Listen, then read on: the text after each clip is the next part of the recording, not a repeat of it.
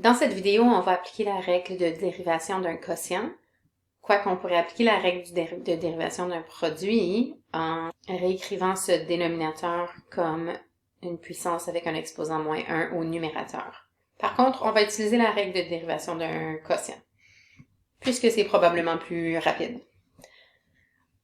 Alors, la dérivée de 1, c'est 0, et la dérivée de sin x, c'est cos x. En passant les élèves, je vous recommande de faire pause sur la vidéo et puis bien sûr d'essayer cet exercice à la maison sans voir la solution et puis ensuite d'aller regarder la solution. Donc, appuyez sur pause, essayez-le et puis vous revenez vérifier. C'est la meilleure façon d'apprendre.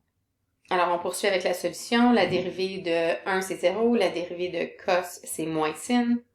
Alors, on avait moins et ensuite la dérivée de cos, donc ça nous fait moins sin qui devient positif, donc plus sin x. Et tout ça sur notre dénominateur au carré. On a trouvé la dérivée, mais on va développer pour voir si on peut ensuite simplifier. En développant, on obtient ceci.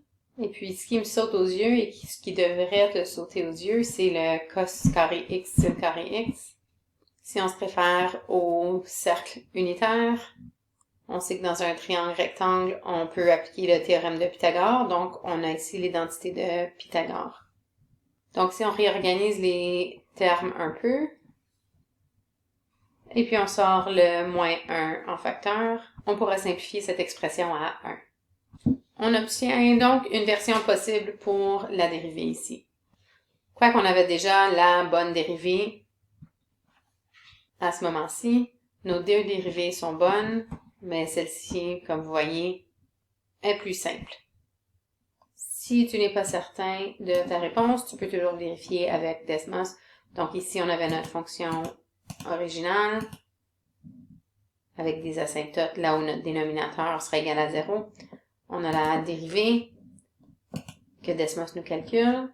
On a notre première version de la dérivée, donc on voit que c'est exactement la même fonction.